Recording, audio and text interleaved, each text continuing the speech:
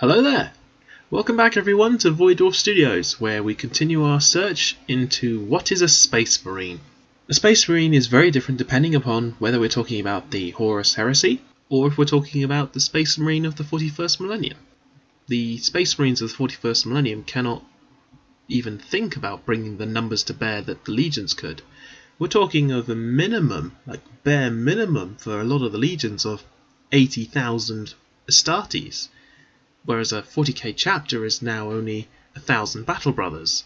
Whilst before Legions could conquer and crush entire systems, Astartes now are purely for lightning strikes, only gathered en masse as multiple chapters in truly dire situations. Whilst 1,000 Battle Brothers might be able to conquer a sector of the galaxy, the 80,000 Legionnaires Astartes would just hammer into a sector without any real care, whereas the modern 40k Space Marine has to tread a little more carefully. They fight in vastly different ways because of this.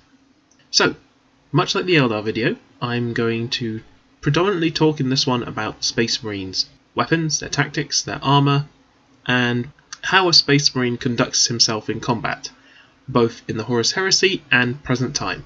So, where to start? Well, I suppose we should probably start in the beginning. We might as well discuss the differences in organisation compared to the Horus Heresy and 40k. Because of the vast size of a Space Marine Legion, they are very different to the modern Space Marine chapters, although there are some similarities. Just so you're aware, I am going to be referring to the Legions books from the Space Marine Horus Heresies, as I own them, and they're an amazing source of information. I thoroughly recommend you get them if you're interested.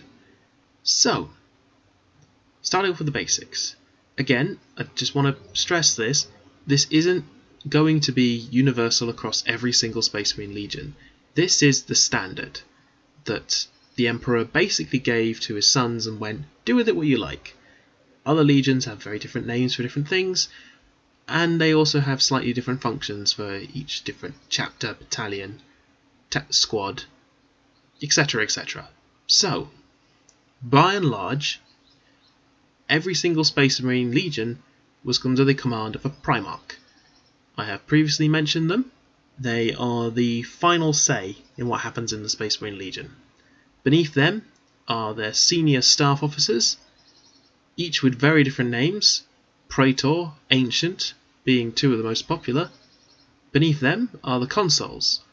These are senior representatives for different domains within the Legion, such as the Astropaths, the Armory, Navigators, Castellans, Masters of Fleet, Apothecaries, Librarians. You get the gist. These are the support staff. Beneath them, you have what are known as the Vexillaris, so the Legion standards, enquiries, and essentially heraldry, These are the guys who will hold up the flag and will keep the honour of the chapter going. Speaking of the honour, beneath them you have the Honour Guard. Again, this varies wildly depending upon which legion you're in, but this is where your Primarch's chosen Honour Guard will be. They will accompany the Primarch at all times, and they will be within reach in case their Primarch gets into some trouble and they might have to try and dig him out of it. And beneath them are the chapters. Each chapter, roughly speaking, is approximately 1,000 strong. This ranges a little bit depending on which legion you're in, but that is the standard. And each legion can have any number of chapters. Within a chapter, they tend to have multiple battalions, as well as, typically speaking, a Lord Commander. These are the senior officers within battalions. And in these battalions, you have their command staff, who are their lieutenants, the battalion consuls, Vexillaris, and the command bodyguard. And each chapter can have multiple battalions. You see how this starts getting very complicated very quickly. Normally speaking, a battalion has up to 5 companies, each approximately being 500 legionnaires, and a chapter tends to have 2 battalions. These battalions are further broken up into companies. Each company has approximately 50 Space Marines, or Legionnaires. Each company will have a company command staff, company captains, their standards, and their company command bodyguard. and in these companies will typically be your tactical squads, the backbone and frontline soldier of every legion, armed with bolt guns, bolt pistols, chain swords, combat knives. They can have a mix of weapons, depending on the legion. For example, if you're a World Eater tactical marine, you probably have a bolt pistol and chainsword. If you're an ultramarine, you probably keep the bolt gun. They will be attached with various assets such as heavy support weapons, veterans, tanks, dreadnoughts, tech marines, apothecaries, and they'll be assigned to them as the Primarch or the command staff feel fit. Each legion does have varying degrees in how this works, and also very different names. But each company, battalion, and chapter is able to operate more or less independently with their command staffs. That is why there are multiple levels of command. Each chapter has a Lord Commander, each battalion under the Lord Commander has a Lieutenant Commander, every company has a company captain, and beneath them are the lieutenants. With me so far? Okay. This is not including all the various assets that each chapter and legion have, such as, starships, Imperial Auxiliary Forces, various specialized units that each legion tends to have, so they're all very different, but these are the traits that are similar between the legions. So, how is that different between the Horus Heresy Legionnaire and the modern day Space Marine? First up, there are no battalions anymore, there are companies. Each Space Marine chapter is formed into 10 companies. Well, typically speaking. If they're Codex compliant, then they will follow this format. Every chapter is led by a chapter master, who is either a Primaris or a standard Space Marine, as well as having various captains and lieutenants who are in command of each battle company. Think of the battle companies as the main fighting force of a Space Marine chapter. A battle company is more often than not what will get deployed in a war zone, and then it will request additional assistance from the other aspects of the chapter. So, for example, if a chapter needs more firepower, they can request assistance from the Devastator company, as well as the Armory for tanks and tech marines. If they require more troops as an assault force, then they can request assistance from the Assault company. This allows a chapter to remain relatively flexible and spread itself, it can be more combat effective with fewer numbers. The first company will be for company veterans, as well as their elite warriors such as Dreadnoughts, those who wield Terminator armor, and specialists. So your Stern Guard, your Vanguard veterans, that kind of thing. Very rarely is a first company employed in a battlefield in its entirety. Often elements of the first company will be split amongst the other battle companies. This is the same for the Reserve Assault and Devastator companies. They are assigned to the main battle companies when required. So for example, you might have a battle company with tactical squads, Primaris Marines, Dreadnoughts, which will be supported by a squad of veterans. The second company will be a battle company, which will have tactical squads, assault squads, Devastators and Dreadnoughts, as well as, if they have them, Primaris Marines, known as Intercessor squads. Unless it is an entirely Primaris chapter, the tactical squads will form the backbone of any of the fighting, with Primaris squads supporting. Equipped mostly with a bolt gun, bolt pistol, a combat blade, and with various forms of frag and crack grenades. Companies 3 to Company 5 will have a similar loadout, each with its own heraldry, company command, and lieutenants who will obey the captain of the company. Once you start getting into the 6th company, this is what the tactical reserve is made of. So again, tactical squads, dreadnoughts, intercessors, up to Company 7, which will have very similar loadouts. You have a reserve assault company, which will be Company 8. The assault company will tend to have Space Marines equipped with jump packs, or the new Primaris Marine Inceptors. And Company 9 will be reserve Devastator squads. The Devastator squads and Hellblaster squads will be your heavy weapon teams, there to support the main battle companies. And the final company, the 10th company, will be made up of scouts, land speeders, and various forms of aircraft. Individually, separate from the companies, you have the armory, so your tech marines, tanks, gunships, thunderfire cannons, that kind of thing. You'll have your Reclusiarch, your chaplains, who will be looking for the spiritual well-being of the chapter. You have the apothecary, which is its own separate department, and the librarius. And in charge of all of these will be the chapter command, your chapter master, along with his honour guard, his chapter enquiries, serfs, and various servitors. Every company will be headed by a captain, so in that respect at least they are very similar to the Horus Heresy, except a company will have 100 battle brothers. So, as you can imagine, as one battle force has a minimum of 80,000 marines and the other has 1,000, chapters and legions operate in vastly different ways. Legions can take over planets in the Horus Heresy, their lives being made much easier because whilst a chapter can deploy at the most 1,000 battle brothers, a legion can drop potentially 80,000 marines. This is how Space Marines often become famous for the drop pod assault, because humans can't survive these drop pod assaults. Their bones and, well, they would basically turn to jam by being thrown out of these drop pods and landing into the soil. Only a Space Marine could survive, and not only that, but be combat effective. This is one of the reasons why Space Marines are such a terrifying foe, even in the 40k, because they can react and move so fast, and they can hit you really hard. When you're, say, a heretic Astarte or a traitor guardsman who's been fighting other guardsmen for God only knows how long before the Imperium Space Marines actually get to react, you're used to being, having to defend your walls, shoot people down, like maybe some attempts at espionage, nothing too crazy, and then one day you wake up and fire is raining from the sky as drop pods land in your front yard and a really angry super soldier comes out and shoots you in the face with a bolt gun. And as each drop pod tends to carry between 5 and 10 marines, and if we're talking about a Horus Heresy Space Marine force, that's at least 40,000 drop pods hammering into your position. That's insane. To try and stop that would be absolutely insane. You would need to be a very advanced civilization at the minimum to have even the slightest chance of preventing this. Whereas a chapter, whilst possible to take over a planet, more often than not are used for surgical strikes. A chapter in the modern 40k is split across potentially hundreds of battlefields. So a chapter waging a war, like a planet-sized war, is, unless the entire chapter is involved, it's virtually impossible. Typically speaking, a company per battlefield, or sometimes they get split into what are known as demi-companies.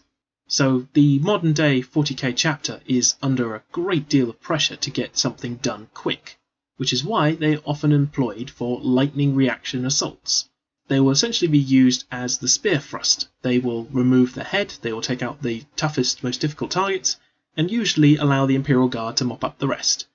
So I suppose the main difference between the Heresy and 40k is that whilst the legions could conquer planets and then the auxiliar Imperial Guard would hold them for the Space Marines so they could go off and conquer other things, now it's the chapters who will take out the hardest target whilst the Imperial Guard do a lot of the heavy lifting.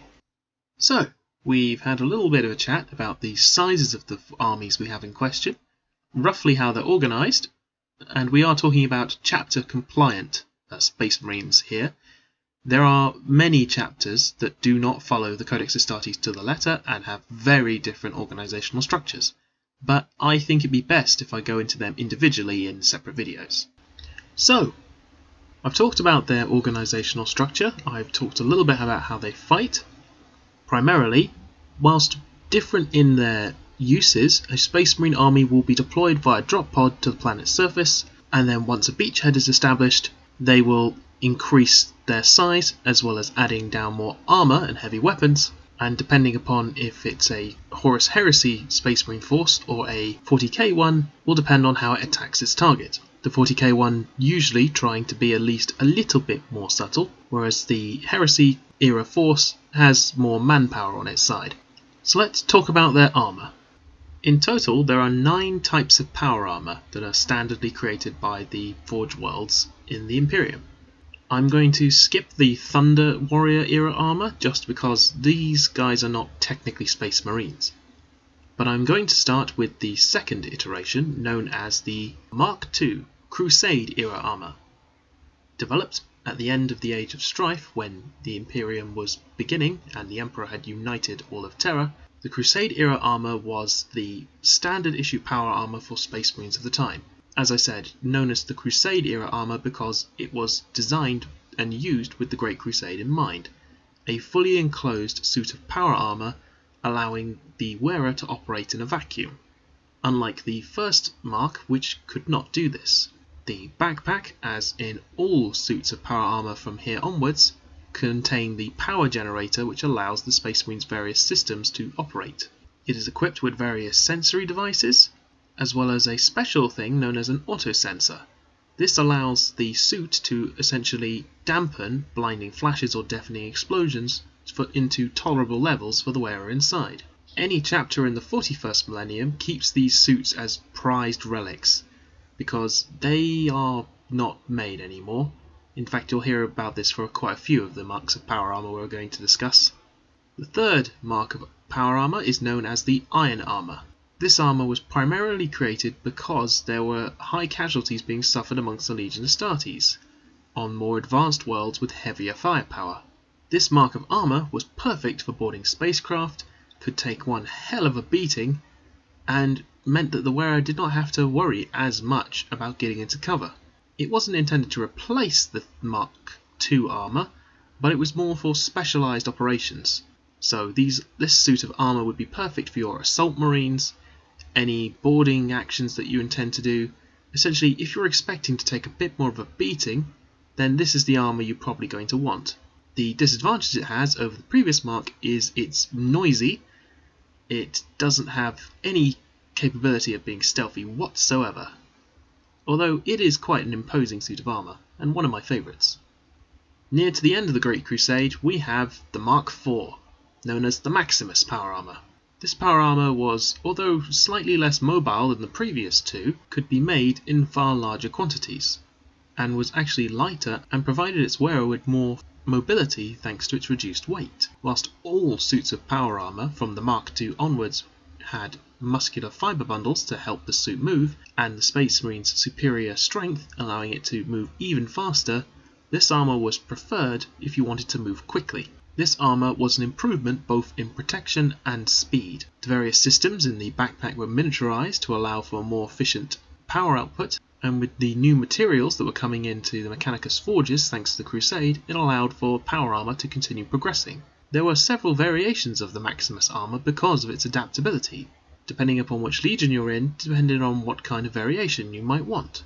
For example, if you were a 1000 Sun Space Marine back in the Great Crusade, you had a version of Mark IV known as the Archeon Power Armor, which allowed the wearer to better use their own psychic powers. This pattern of power armor is more often than not worn by the traitor Space Marines. This pattern of power armor isn't really produced by the Imperium anymore, although because of how many were made during the Heresy, this pattern of armor does still exist in a decent enough quality and quantity for a chapter to use them. There are in fact 1 or 2 chapters that can in fact produce this power armor by themselves, such as the Iron Hands, who are famous for their ability with cybernetics, forging new equipment and technology. If you are granted a suit of this power armor, it's considered a great honour, and each suit is given a great deal of respect. The Mark V, known as the Heresy era power armor, was produced, during the Heresy. This form of power armor was predominantly on the traitor Marine side, thanks to how Horus was able to shift where the power armor suits went to, so the traitors had superior power armor at the time. However, the materials used to create it were, let's just say it was a bit rushed compared to the previous mark.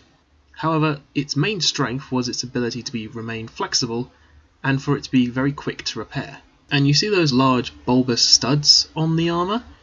This was specially designed in order to prevent the impact of bolt rounds, as this armor was designed in mind to be fighting against Space Marines. After the Heresy, this armor was more often than not dismantled and used for various other parts, to keep various suits of power armor going. Whilst there are some Space Marine chapters that might have access to a suit or two of the Heresy era pattern, they don't tend to use them very often, mostly because of the dark association they have with the Horus Heresy, and they try their best to forget it as much as they can. The Mark VI, known as the Corvis power armor, made famous for Corvus Corax, as it was given to him and named by him, and it couldn't be helped but notice that the Corvus pattern power armor had a slight beak-like appearance on the helmet, which suited the Raven Guard quite well. This suit of power armor was mostly given to the Raven Guard because of how much they suffered during the Dropsite Massacre, and needed to replenish their forces as fast as possible. However, because this power armor was again made in a bit of a rush, this meant that quality wasn't always assured. Small numbers of this power armor have been given to various other chapters, but more often than not they are a rare sight, unless you're part of the Raven Guard. The next Mark, Mark VII, is known as the Aquila. This is the standard Space Marine armor made in vast numbers to this day. It has the Grim Voxcaster, that big looking grille on the helmet, allowing the Space Marine inside to yell quite loudly. It's basically a massive megaphone, and it also is unique because it carries the Imperial Aquila. This is the skull wing motif, although it often comes in the form of two birds, one with its eye hooded and the other with its eye open, with its wings spread. Up until this point, only the Emperor's children from the 3rd Legion were allowed to wear this symbol. However, after their disgrace, the symbol was of course taken from them and given to all Space Marine chapters. And finally, for the standard Space Marine, there is the Mark VIII, known as the Errant pattern power armor. Its main difference is the distinguished collar around the face, essentially to protect the vulnerable neck. It was only made in limited quantities, however, usually given to Space Marine officers, as the neck guard was primarily to prevent your head being cut off. And now we come to Primaris Marine. Mark X, a suit of power armor that had been developed for over 100 centuries. It is the new breed for the far larger Primaris Space Marine. The main advantage of this type of power armor is that it is modular, meaning that it can be equipped with various different upgrades. So for example, if your Primaris Marine is going to be operating it from high altitudes, dropping in like an Assault Marine, they can be attached with the new Gravis armor. If they are going to be stealthy, they can have the new Phobos mark of the Intercessor armor. It is a very versatile and very advanced suit, but because of its modular nature, this means that a Primaris Marine is highly adaptable in what kind of battlefield conditions he can operate in. If you're going for a frontline soldier, then you stick to the Mark X Tacticus armor. If you want to be operating from high altitudes or the assault, you go with Gravis armor. And if you're doing sneaky stealthy operations, then you'll have the Phobos armor. Now we've talked a little bit about their armor, let's move back to some weapons. I briefly covered weapons in the previous episode, but let's go into a little more detail here.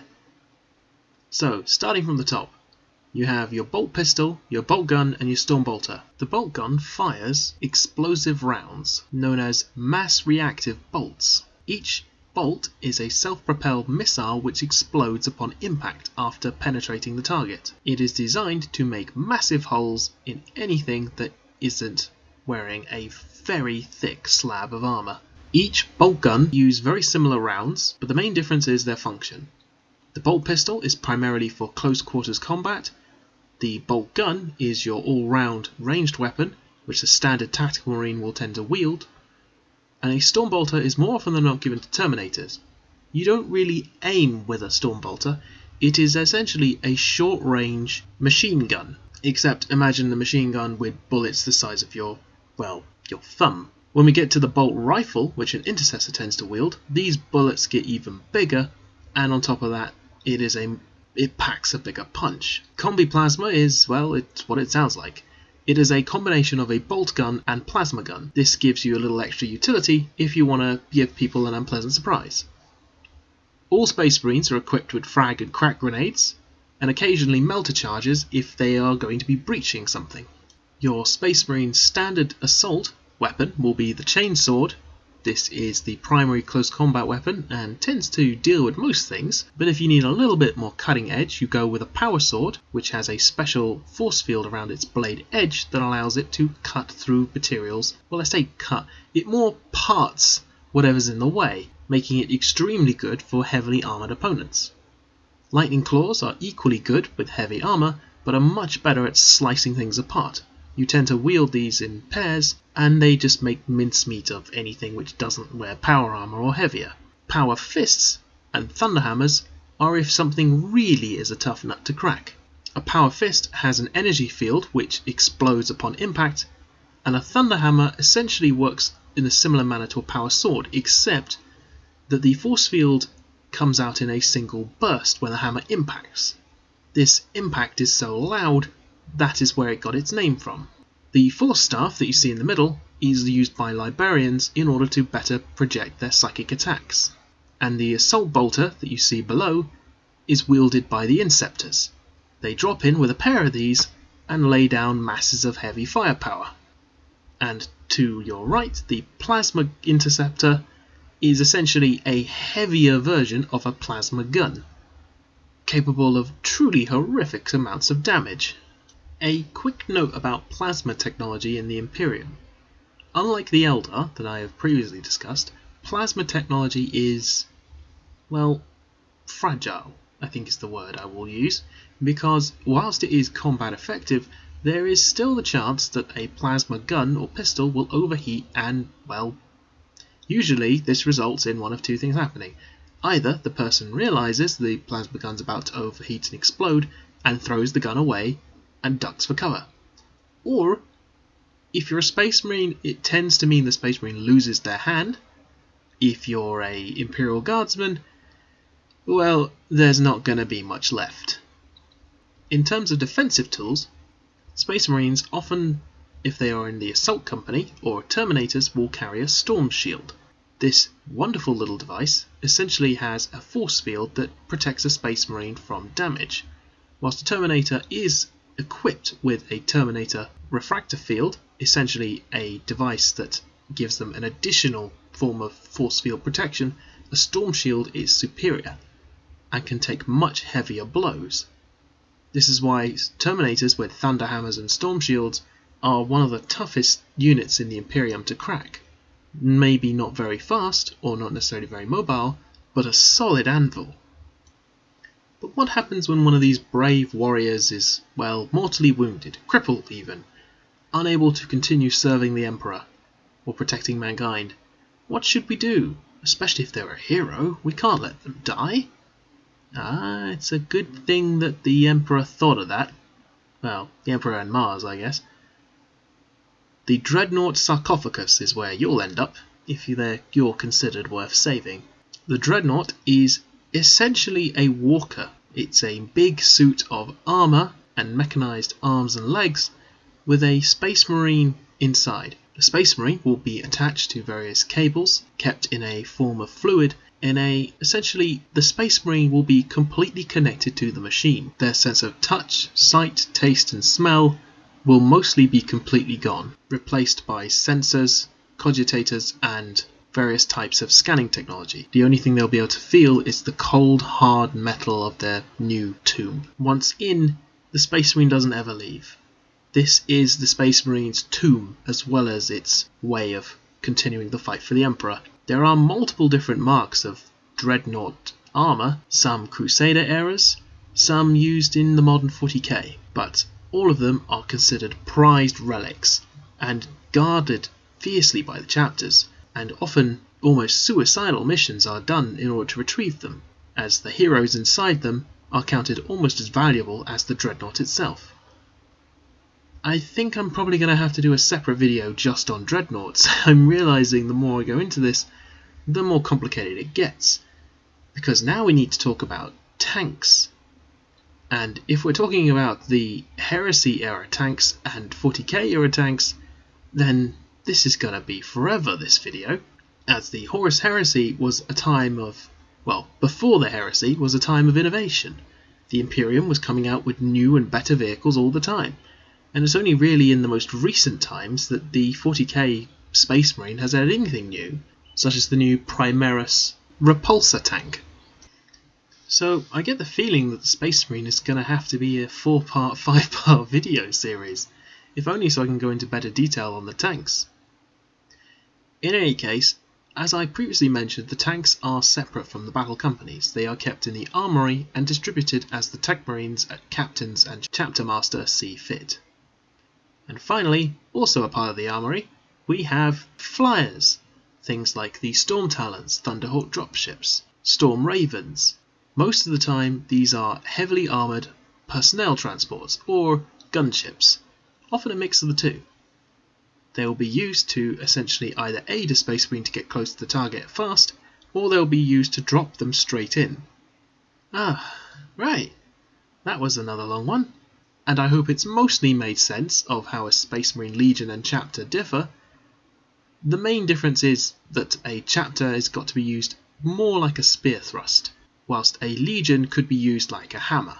In any case, what do you like most about the Space Marines? Are you interested in hearing more? Would you like to hear something about the non-codex compliant chapters?